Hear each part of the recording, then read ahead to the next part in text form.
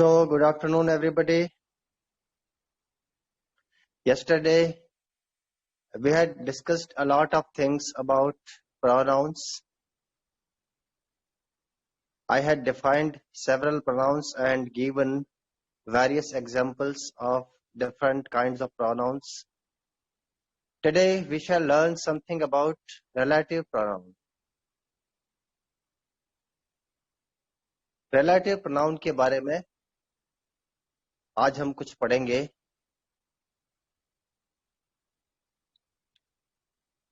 Relative pronoun क्या होते हैं?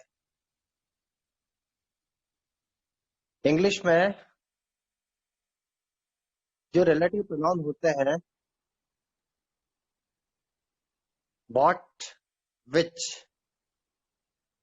who, whose, whom और that, ये रिलेटिव प्रोनाउन होता है.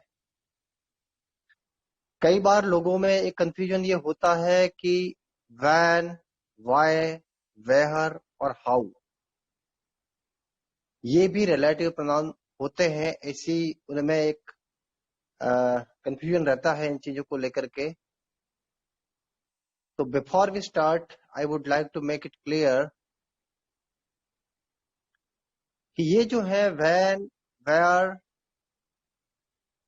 हाउ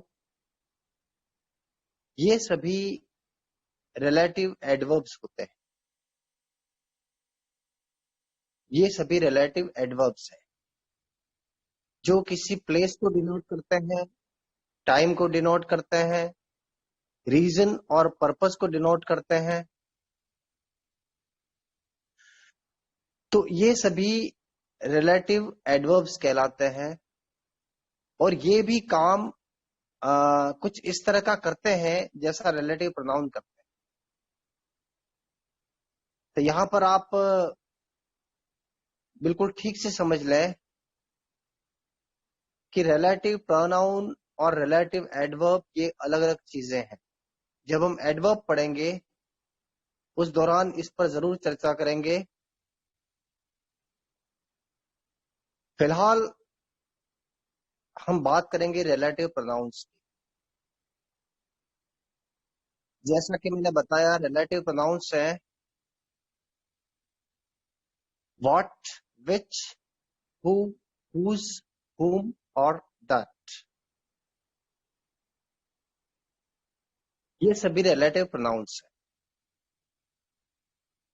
ये रिलेटिव प्रोनाउन क्यों कहलाते हैं और रिलेटिव प्रोनाउन क्या होते हैं इसको हम थोड़ा समझेंगे. पहले कुछ एग्जाम्पल के थ्रू समझें.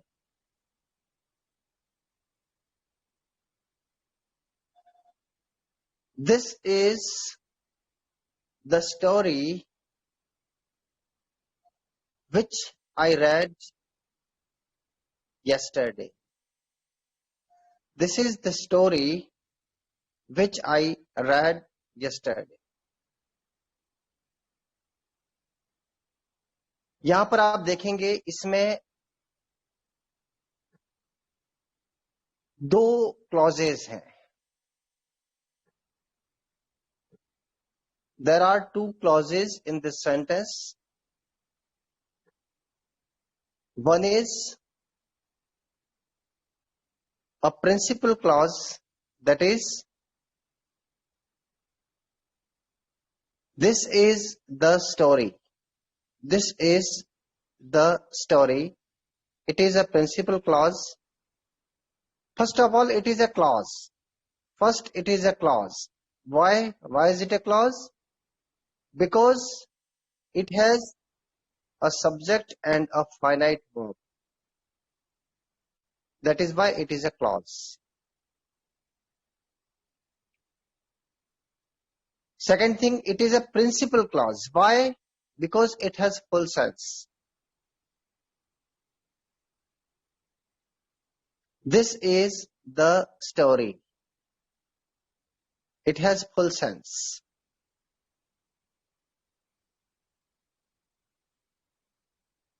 So this is a story which I read yesterday. Which I read yesterday. Which I read yesterday, यहां पर जो विच है ये किसी नाउन के लिए काम में आया है, और वो जो नाउन है वो कौन सा है? स्टोरी। स्टोरी के लिए काम में आया। स्टोरी का रिपीटिशन ना करना पड़े इसलिए हमने यहां पर प्रोनाउन यूज किया है विच। साथ ही विच यहां पर जो मेन क्लॉज है उससे सबॉर्डिनेट क्लॉज को कनेक्ट कर रहा है।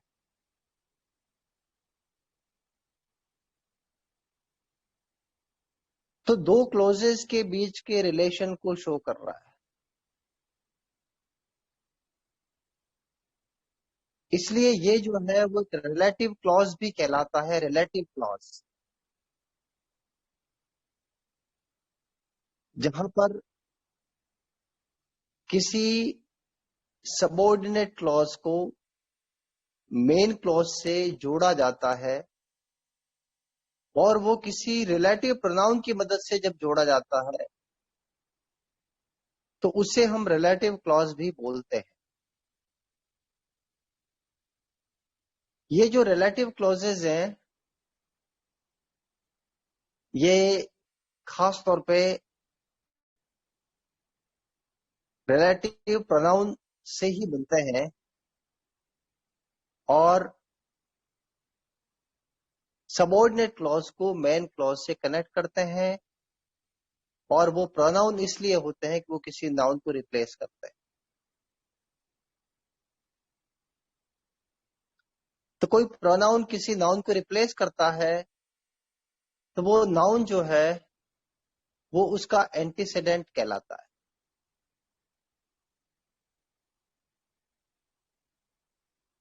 यहां पर कुछ और एग्जांपल्स भी देखेंगे।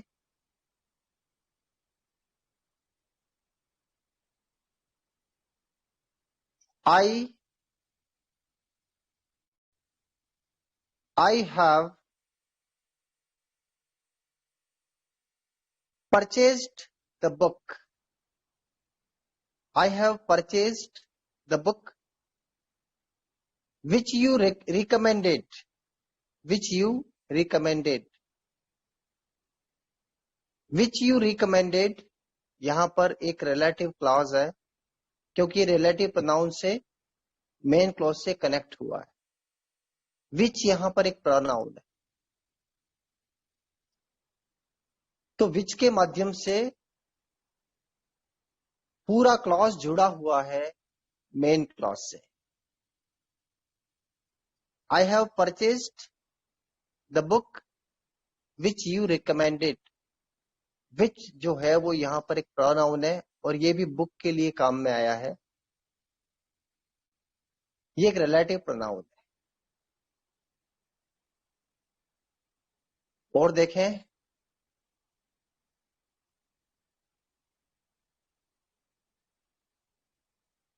All that glitters is not gold. All that glitters is not gold. यहां पर आप देखेंगे यहां पर भी दो क्लॉजेज है। मेन क्लॉज है all is not gold. All is not gold. और जो सबॉर्डिनेट क्लॉज है वो है दैट ग्लिटर्स। That glitters. यहां पर देखेंगे दैट ग्लिटर्स में दैट जो है वो एक रिलेटिव प्रोनाउन है। ये सबॉर्डिनेट क्लॉज को मेन क्लॉज से कनेक्ट कर रहा है। साथ ही ये सबॉर्डिनेट क्लॉज का सब्जेक्ट भी है, दैट ग्लिटर्स, जो चमकता है। ऑल इज नॉट गोल्ड, सारा सोना नहीं है, जो चमकता है। All that glitters is not gold.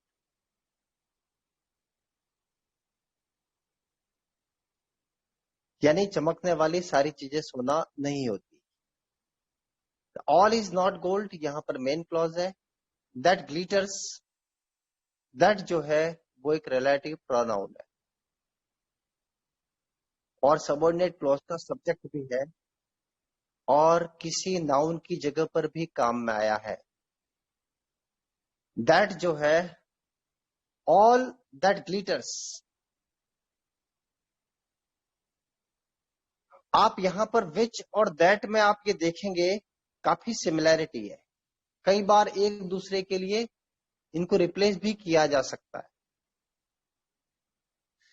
Which generally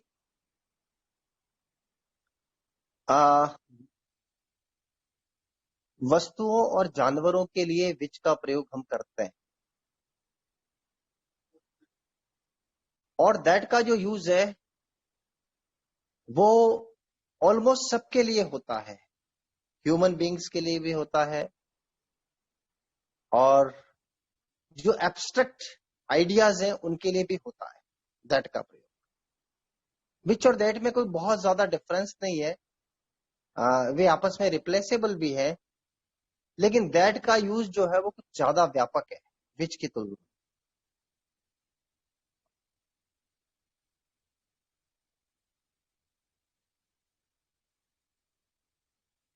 तो यहां पर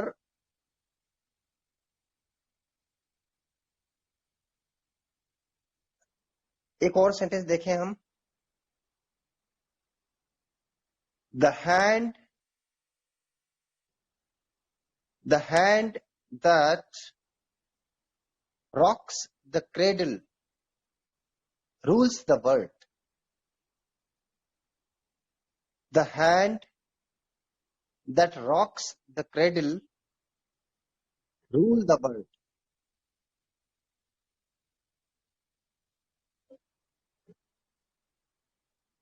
The hand, the hand, the hand, which hand that rocks the cradle, that rocks the cradle, rules the world. यहां पर जो मेन क्लॉज है वो है the hand rules the world और सबऑर्डिनेट क्लॉज है that rocks the cradle.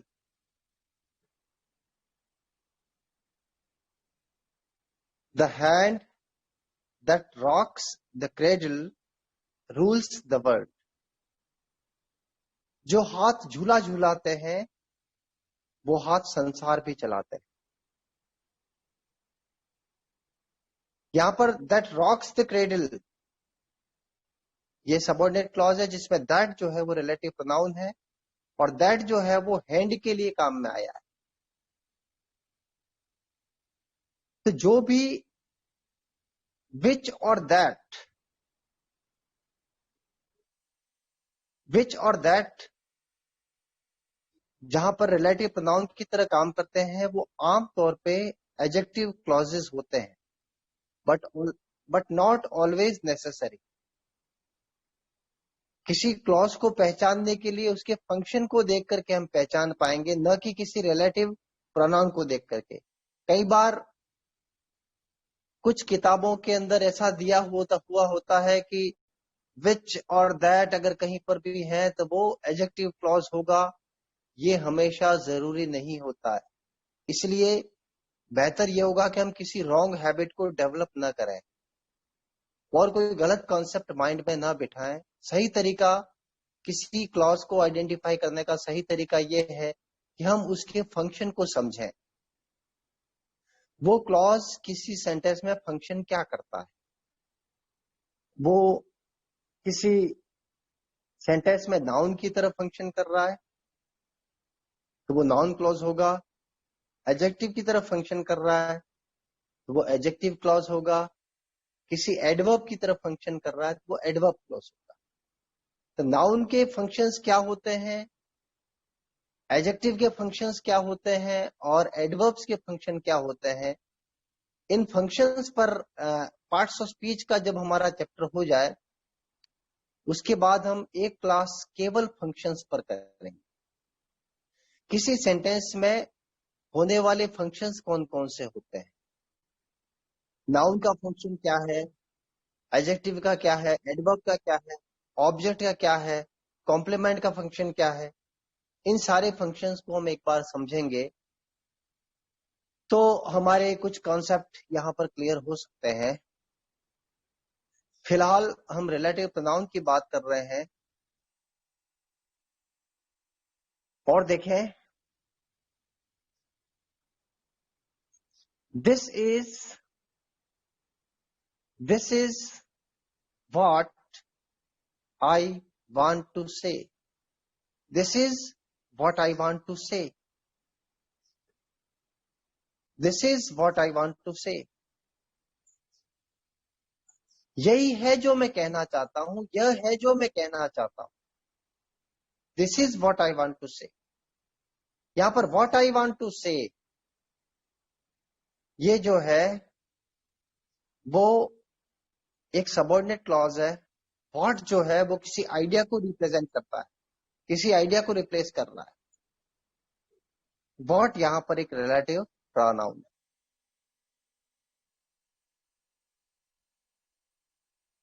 Similarly the man who do not pay their debts, the man who do not pay their debts are not honored. The man who do not pay their debts are not honored. यहां पर main clause है the man are not honoured. यहां पर man है MEN, the man are not honoured, लोगों का सम्मान नहीं किया जाता।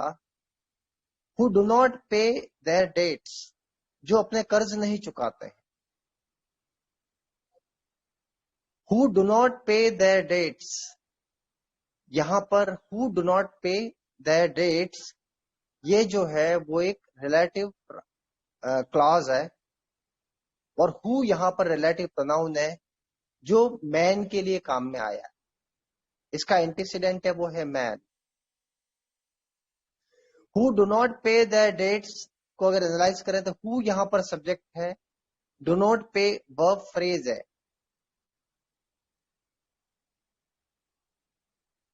The man are not honoured ये main clause.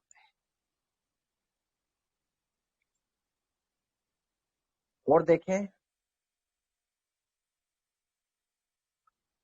This is the boy who won the first prize. This is the boy who won the first prize. This is the boy यहां पर main clause है। This is the boy who won the first prize. जिसने पहला prize जीता। This is the boy who won the first prize. Who won the first prize? यहां पर who जो है वो एक रिलेटिव प्रोनाउन है और ये काम में आया है बॉय के लिए। बॉय की जगह पर काम में आया है। हम इसको अगर यूं लिखें, this is the boy, this is the boy won the prize, it looks a little bit awkward, so you had better use a pronoun here instead of the word boy. This is the boy who won the first prize. Who won the first prize? This is the boy who won the first prize. यह वह लड़का है जिसने first prize जीता था। तो who यहां पर एक रिलेटिव प्रोनाउन है जो बॉय के लिए काम में आया है, सबऑर्डिनेट क्लॉज को मेन क्लॉज के साथ में इंट्रोड्यूस कर रहा है और सबऑर्डिनेट क्लॉज का सब्जेक्ट भी है। हु यहां पर सब्जेक्ट है, वॉन वर्ब है। और देखें,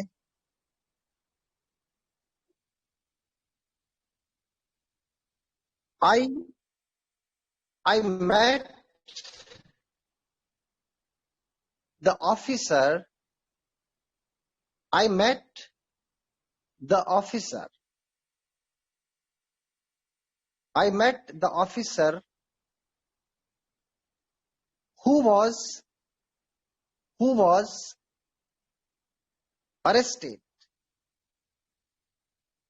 I met the officer who was arrested last year.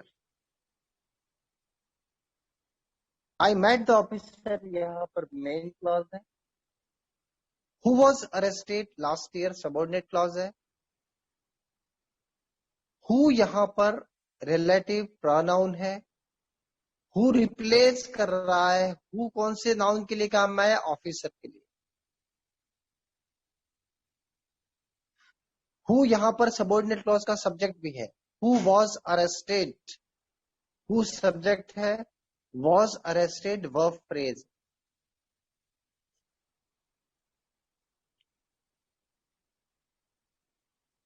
और देखें,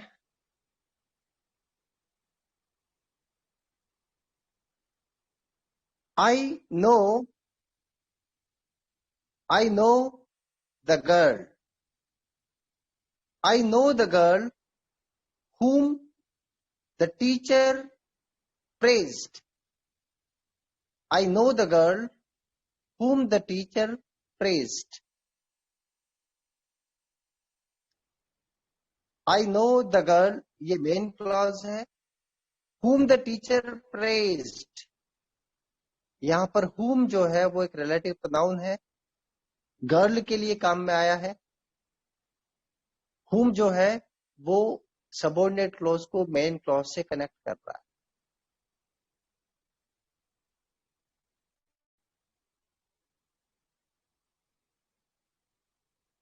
और देखें,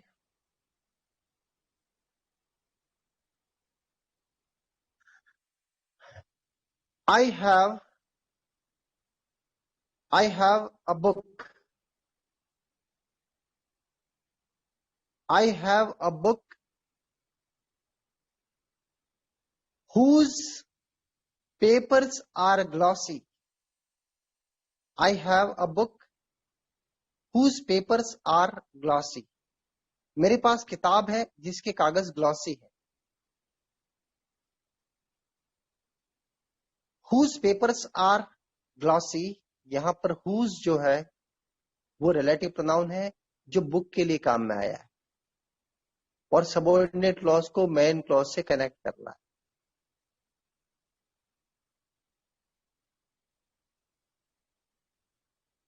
तो यहां पर हमने बात की है what, which, who, whose, whom और that. ये सभी रिलेटिव प्रोनाउंस होते हैं. रिलेटिव प्रोनाउंस से संबंधित किसी भी ग्रामर की बुक में पूरे कंटेंट को एक बार पढ़ें. पढ़ने के बाद में उससे संबंधित जितने भी एक्सरसाइजेज हैं उनको आप सॉल्व करें.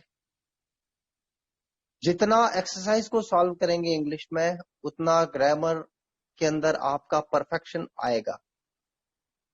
The more you practice the more you learn. तो यहां पर जरूरी ये होगा कि कंटेंट को एक बार, क्योंकि ये जो मैंने बताया है वो आपके कॉन्सेप्ट को क्लियर करने के पॉइंट ऑफ व्यू से, these classes have been organized in order to clear the concepts regarding English language.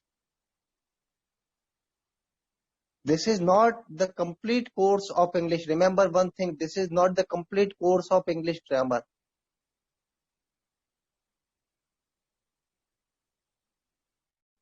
So the more is yet to be done.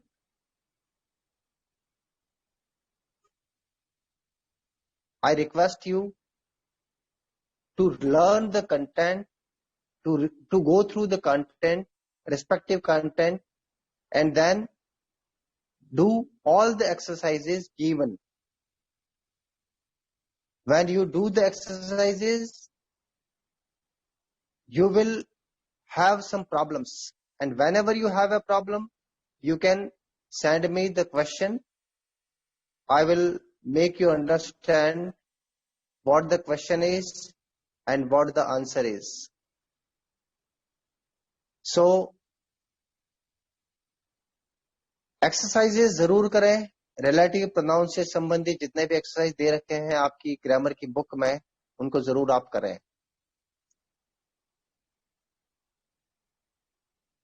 उसके बाद हम बात करेंगे रेसिप्रोकल प्रोनाउंस. ये रेसिप्रोकल जो वर्ड है वो बना है रेसिप्रोकेट.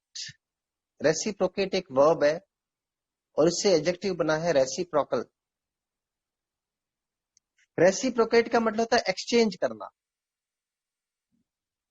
आपस में एक्सचेंज करना, वो रेसिप्रोकेट करना होता है. तो रेसिप्रोकल प्रोनाउंस इंग्लिश में दो है. एक तो है ईच अदर और एक होता है वन अनदर. ये रेसिप्रोकल प्रोनाउन तभी होंगे जब ये कंपाउंड प्रोनाउन की तरह होंगे. ये कंपाउंड प्रोनाउन है. ईच अदर, ईच और अदर दोनों अगर अलग अलग होंगे उस समय वो रेसिप्रोकल प्रोनाउंस नहीं होंगे, उस समय वो डिस्ट्रीब्यूटिव प्रोनाउन होंगे. लेकिन ईच अदर और वन अनदर ये दोनों ही जब कंपाउंड होंगे यानी एक साथ जुड़े होंगे, पेयर में होंगे, उस समय ही वो रेसिप्रोकल प्रोनाउंस होंगे. ईच अदर और वन अनदर. ईच अदर और वन अनदर में डिफरेंस है. ईच अदर और वन अनदर में एक डिफरेंस है. ईच अदर का प्रयोग आप तब करेंगे जब दो के लिए आप बात कर रहे हैं, और वन अनदर का प्रयोग आप तब करेंगे जब संख्या दो से अधिक है. देखें, सेंटेंस के थ्रू इसको समझने का प्रयास करें. They are talking to each other. जब हम कहते हैं they are talking to each other, उस समय आइडिया ये होता है कि दो व्यक्ति एक दूसरे के साथ में बात कर रहे हैं. They are talking to each other, वे एक दूसरे से बात कर रहे हैं. When the pronoun each other is used, the matter is between two persons. The matter is between two persons. They are talking to each other और they are talking to one another. ये दो sentences है हमारे पास में. They are talking to each other. They are talking to one another. इन दोनों sentences में difference है. Difference ये है, they are talking to each other का मतलब ये हुआ कि दो व्यक्ति एक दूसरे के साथ में बात कर रहे हैं, और they are talking to one another का मतलब ये है कि लोगों का एक समूह है और उनमें सभी लोग एक दूसरे के साथ में बातें कर रहे हैं. सभी लोग एक दूसरे के साथ में बातचीत कर रहे हो तो वहां पर they are talking to one another.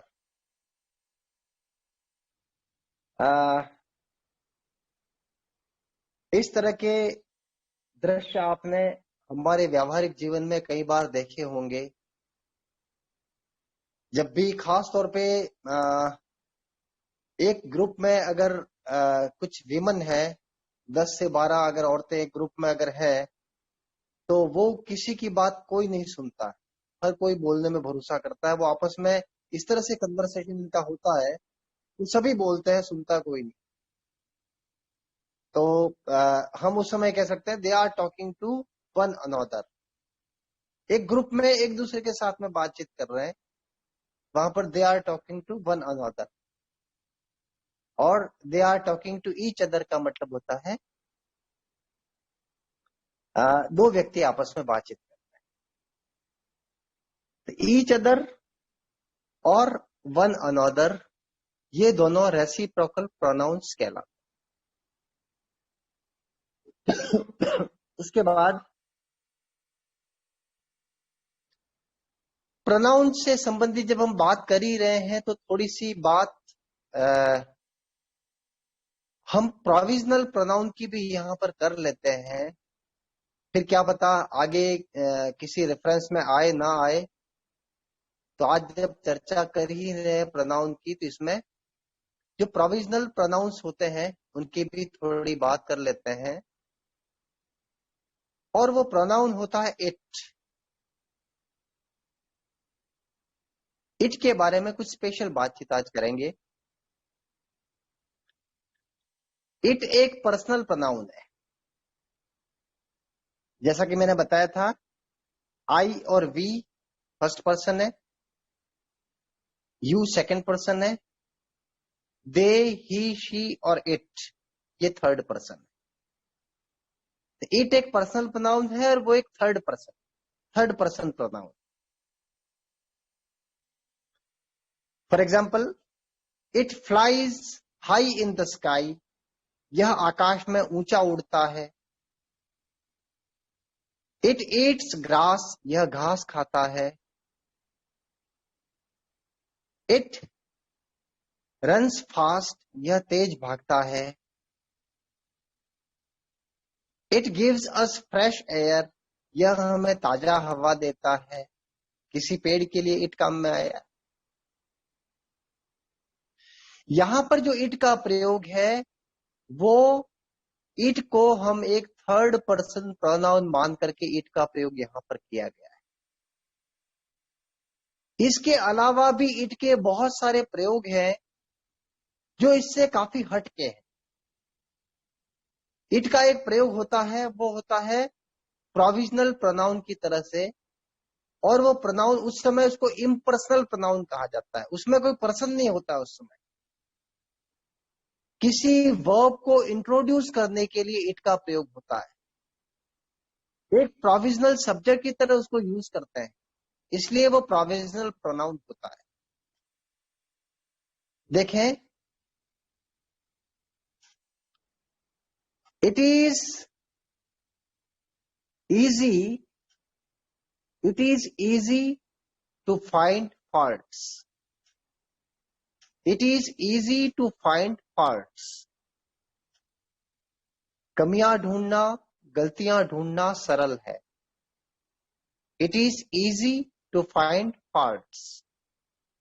यहां पर जो इट है वो इज वर्ब को इंट्रोड्यूस करने के लिए इट को हमने एक प्रोविजनल सब्जेक्ट की तरह काम में लिया है। इट यहां पर एक प्रोनाउन है, प्रोविजनल सब्जेक्ट है, लेकिन ये इम्पर्सनल है। इसमें कोई पर्सन नहीं है। इसमें कोई पर्सन नहीं है,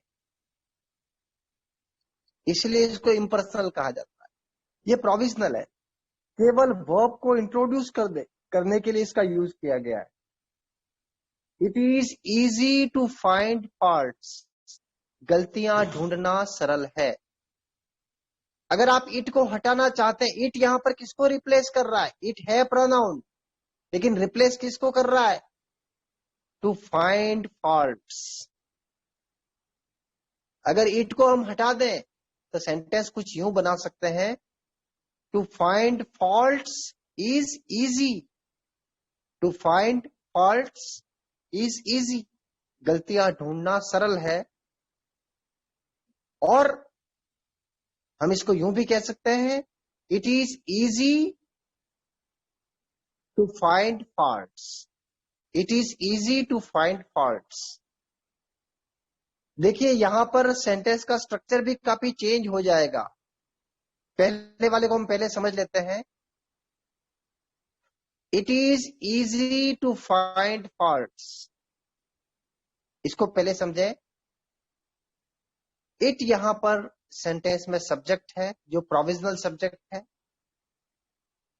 इज वर्ब लिंकिंग, इज जो है वो वर्ब लिंकिंग वर्ब है। और इजी जो है वो यहां सब्जेक्ट कॉम्प्लीमेंट है जो कि एक एडजेक्टिव है। It is easy, it is easy, it is easy में इट सब्जेक्ट है, इज वर्ब है और इजी यहां पर एक एडजेक्टिव है। To find faults, to find faults ये एक इंफिनिटिव फ्रेज है। टू फाइंड फॉल्ट्स एक इंफिनिटिव फ्रेज है और यहां जो इंफिनिटिव फ्रेज है वो एडजेक्टिव इजी को मॉडिफाई कर रहा है, इजी के रिगार्डिंग कोई बात कर रहा है। टू फाइंड फॉल्ट्स, तो यहां पर ये जो है वो एक एडवर्ब फ्रेज है। ये इसका कंप्लीट एनालिसिस है। सेंटेंस का स्ट्रक्चर ये है, इट सब्जेक्ट है, इज वर्ब लिंकिंग है, इजी यहां पर एडजेक्टिव है और टू फाइंड फॉल्ट्स एक एडवर्ब फ्रेज है जो कि इजी एडजेक्टिव को मॉडिफाई कर रहा है। और टू फाइंड फॉल्ट्स को भी हम एनालाइज करें, टू फाइंड जो है वो एक इंफिनिटिव वर्ब है। टू फाइंड व्हाट, फॉल्ट्स, उस इंफिनिटिव वर्ब का जो ऑब्जेक्ट है वो है फॉल्ट्स। अब दूसरा देखते हैं, to find faults is easy, to find faults is easy. यहां पर टू फाइंड फॉल्ट्स सेंटेंस का सब्जेक्ट है, वहां पर इट जो था वो सेंटेंस का सब्जेक्ट था। इसी सब्जेक्ट को रिप्लेस करने के लिए हमने इट का प्रयोग किया था। To find faults is easy, गलतियां ढूंढना सरल है। सेंटेंस, दोनों सेंटेंसेस का मीनिंग सिमिलर है, केवल स्ट्रक्चर चेंज हो रहा है। यहां पर टू फाइंड फॉल्ट सब्जेक्ट है, इज लिंकिंग वर्ब है और इजी एडजेक्टिव है जो कि सब्जेक्ट कॉम्प्लीमेंट है। तो दोनों सेंटेंसेस के स्ट्रक्चर में बहुत डिफरेंस है, मीनिंग सेम है। और भी देखें,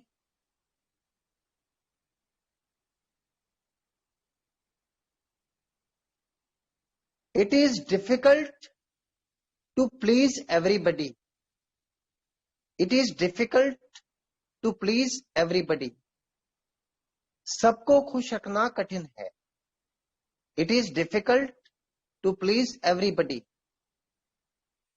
यहां पर सिमिलर सिचुएशन है, इट यहां सब्जेक्ट है, प्रोविजनल सब्जेक्ट है, इज वर्ब लिंकिंग है और इजी जो है वो एडजेक्टिव है। To please everybody infinitive phrase है और इसको हम यूं ही बना सकते हैं, to please everybody is difficult, to please everybody is difficult. तो टू प्लीज एवरीबडी इस नाउन फ्रेज को रिप्लेस करने के लिए हमने इट का प्रयोग किया था पहले वाले सेंटेंस में।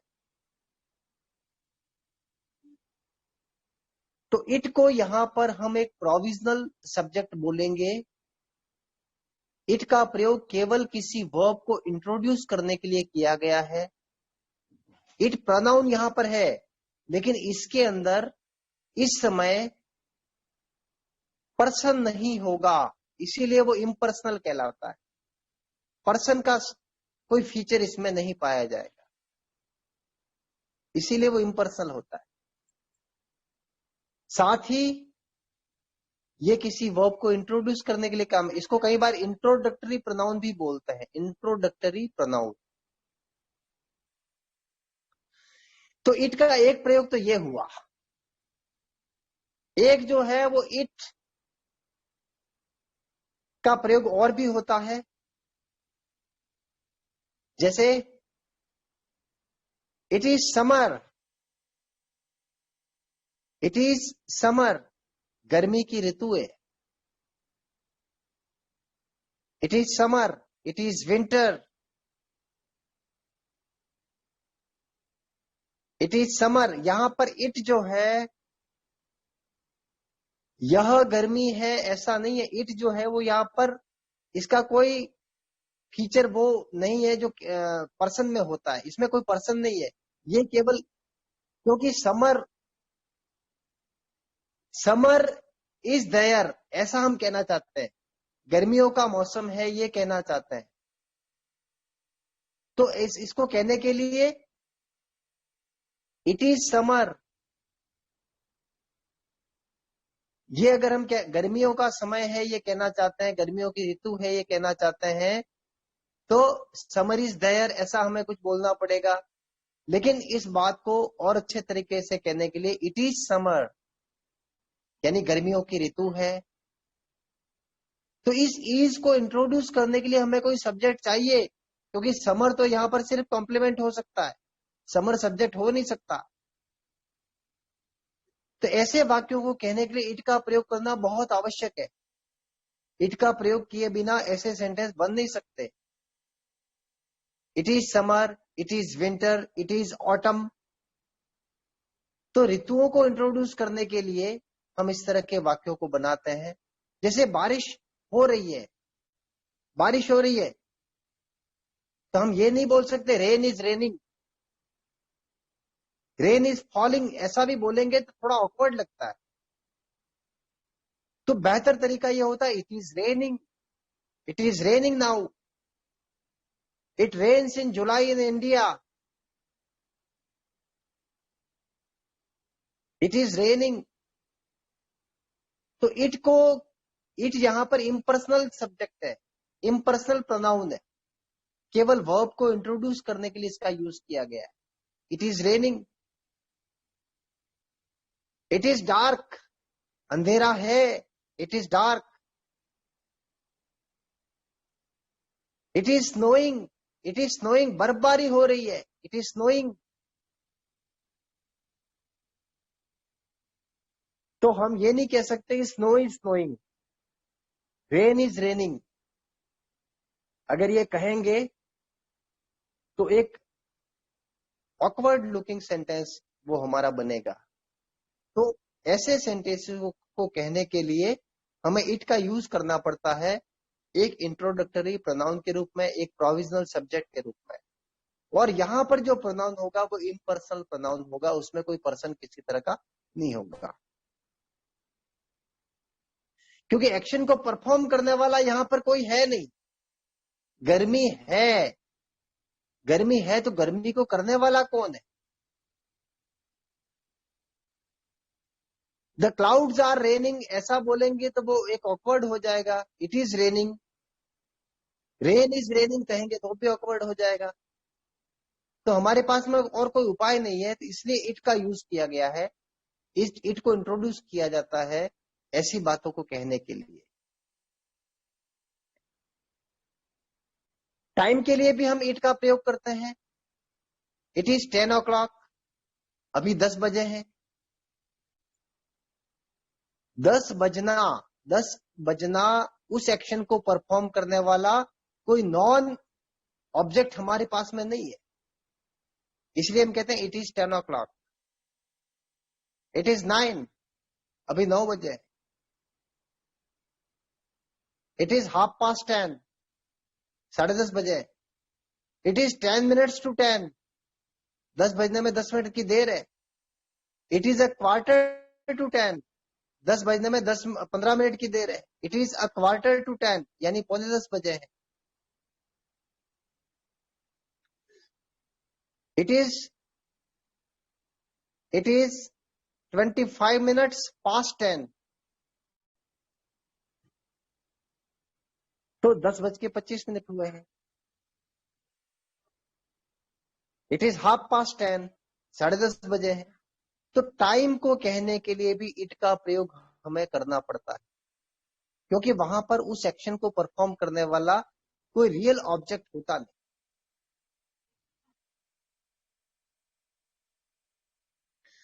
इसी तरह का से इट का एक और प्रयोग, इंटरेस्टिंग प्रयोग है।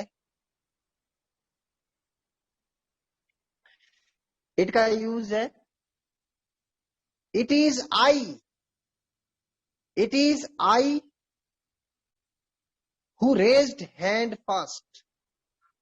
It is I who raised hand first. मैं था जिसने पहले हाथ खड़ा किया, वो मैं व्यक्ति था जिसने पहला हाथ खड़ा किया। यहां पर आप अपनी इंपॉर्टेंस को बताना चाहते हैं, आप अपने कंट्रीब्यूशन को बहुत एम्फेसाइज करके बताना चाहते हैं, उस समय इस तरह के स्ट्रक्चर का यूज किया जाता है। It is I who raised the hand, it is I who raised the hand.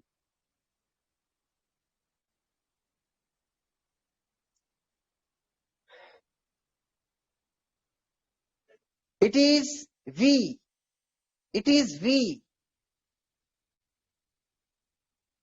Who did this, it is we who did this, हमने ये किया। It is we who did this. तो इस प्रकार के स्ट्रक्चर में जो इट का यूज किया जाता है वो भी एक इंट्रोडक्टरी प्रोनाउन के रूप में किया जाता है। यहां पर भी इट है, वो एक प्रोविजनल सब्जेक्ट है।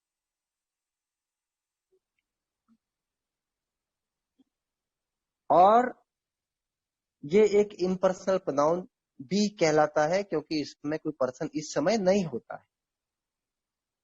पर्सन इट में तभी होगा जब वो किसी वस्तु के लिए, पक्षी के लिए, जानवर के लिए काम में आएगा, उसी समय उसमें पर्सन होगा। जैसे this is a table, it is very big. This is a table, it is very big. यह टेबल है, यह बहुत बड़ा है। यहां पर इट जो है वो इस टेबल के लिए काम में आया, यहां पर इसमें पर्सन है। लेकिन it is I who cracked NEET, it is I who cracked NEET, मैं ही था जिसने नीट क्रैक किया। तो ऐसे जो सेंटेंसेस होते हैं इसमें जो इट काम में आता है वो केवल वर्ब को इंट्रोड्यूस करने के लिए काम में आता है, इसलिए उसमें कोई पर्सन नहीं होता है। Therefore they are called impersonal pronouns. तो मुझे लगता है प्रोनाउन के बारे में ऑलमोस्ट सारी बातें हम कर चुके हैं। So Sandeep, let's take some questions here. Of course sir. तो दोस्तों, अभी आपने कमेंट करके सुना और प्रोनाउन में आप सबको पसंद आया होगा। रेज योर हैंड्स, आप अपने क्वेश्चंस पूछिए, रेज हैंड्स कीजिए।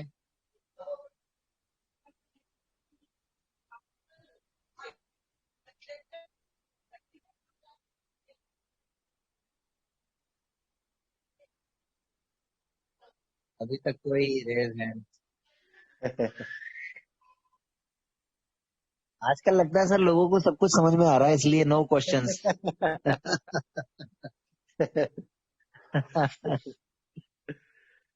तो एक्चुअली ये रेज हैंड का ऑप्शन ना बिल्कुल ऊपर होना चाहिए। ये मोर वोर में, हाँ मोर वोर में 1+8 और रोशन कुमार। ओके, 1+8 अनम्यूट कीजिए अपने आप को, क्वेश्चन पूछिए। 1+8। सर मेरे को एक बार सर हाँ, तो मेरे को क्लाउज समझना है। क्या समझना है? हमको क्लाउज समझ में आए। क्लॉज क्लॉज क्लॉज समझना है। अभी वो चैप्टर नहीं चल रहा ना। क्लाउज देखो अभी क्लॉजेज जो है ना, देखो जैसे आपने, हाँ जी सर। हाँ हाँ हाँ, देखिए क्लॉज जो है, पहले मैंने हाँ जी सर। जब पढ़ाया था सेंटेंस को, सेंटेंस की डेफिनेशन बताई थी, काइंड्स ऑफ सेंटेंसेस बताए थे, सेंटेंस के दो महत्वपूर्ण पार्ट्स बताए थे, सब्जेक्ट एंड प्रेडिकेट। उसके बाद में मैंने फ्रेज, क्लॉज और सेंटेंस पर एक पूरा हमारा एक सेशन हुआ था। फ्रेज, क्लॉज और सेंटेंस पर पूरा एक सेशन हमारा हुआ था। और हमारे रिकॉर्डिंग क्लब का जो चैनल है यूट्यूब का, उस चैनल पर भी फ्रेज, क्लॉज और सेंटेंस पर बना हुआ एक लेक्चर है।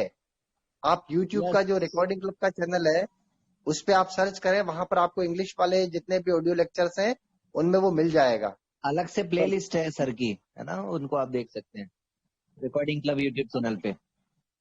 ओके सुरेंद्र भाई, ask your question please. Sir आपने एक सेंटेंस बताया था ना बुक्स वाला, this is book whose paper आज ग्लॉसी, तो सर ग्लॉसी का अर्थ इसमें क्या होगा सर? ग्लॉसी का मतलब वो पेपर जो चिकने चिकने पेपर आते हैं ना, आमतौर पे हाँ आपने लीफ फ्लैट एडवर्टाइजमेंट के जो लीफ फ्लैट वगैरह जो देते हैं ना, वो सभी चिकने पेपर होते हैं। अच्छा सर, जैसे ये अखबार कटिंग वाले पेपर थे वो साइज वाले? नहीं, अखबार वाले पेपर नहीं होते हैं, ग्लोसी पेपर बहुत ही चिकने एकदम स्मूथ होते हैं वो। जैसे सर ड्राइंग वाले वो वाले होते हैं ना? उस पर लिखा नहीं जा सकता सामान्य पेन से। सुरेंद्र भाई अच्छा। आमतौर पे वो सजावट या कलर पेंटिंग वगैरह में वो काम आते हैं। अच्छा, जैसे कार्बन टाइप जैसे पेपर थे ना, एकदम पतले पतले पेपर थे एकदम। हाँ, वो पतले भी हो सकते हैं, मोटे भी हो सकते हैं, लेकिन वो होते बहुत चिकने हैं, उस पर लिखना संभव नहीं होता है। और सर जैसे रोशन भाई, आस्क योर क्वेश्चन प्लीज।